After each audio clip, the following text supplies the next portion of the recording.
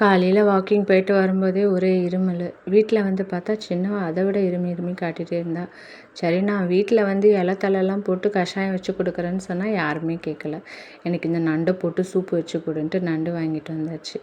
சரி, நம்மளுக்கு தெரிஞ்ச மாதிரி ஏதோ நண்டு சூப்பு போட்டு உலக்கையில் இருக்கிற கோவத்தெல்லாம் காட்டிட்டு நண்டு சூப்பு போட ஆரம்பிச்சிட்டேன். வெங்காயம், கருவேப்பிலை, அதுக்கப்புறம் பச்சை மிளகாய் எல்லாத்தையும் போட்டு நல்லா வதக்கிட்டு அதிலே சீரகம், அதுக்கப்புறம் சோம்பும் போட்டு நல்லா தட்டிட்டு மஞ்சத்தூள், பெப்பர் தூள் போட்டு 2 வதக்கி விட்டுட்டு தட்டி வச்சுருக்க நண்டு உப்பு சேர்த்து தண்ணி ஊற்றி கொதிக்க விட்டு இறக்கிட்டா நண்டு சூப்பு ரெடி ஆகிடும். இறக்கும்போது மல்லித்தலையும் பெப்பர் தூளும் போட்டுக்கிட்டோன்னா இன்னும் நல்லாயிருக்கும் சளிக்கு.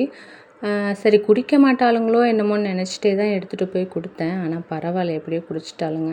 சமாளிக்கிறது வந்து ரொம்ப ஈஸி தான். பட் ஆனால் சேட்டை பண்ணும்போது தான் கொஞ்சம் கோவம் வருது. அதையும் நம்மக்கிட்ட ஈஸியாக சமாளிச்சிடுவாளுங்க. அந்த நேக்கு போக்கெலாம் அவளுங்களுக்கு மட்டும்தான் தெரியும். உன்ன மாதிரி அம்மா இந்த உலகத்துலேயே இல்லைன்னு ஒரு பெரிய ஐஸாக தூக்கி மண்டையில் வச்சுருவாளுங்க. குடிக்க வச்சு எப்படியோ ஸ்கூலுக்கு அனுப்பிச்சி விட்டாச்சு.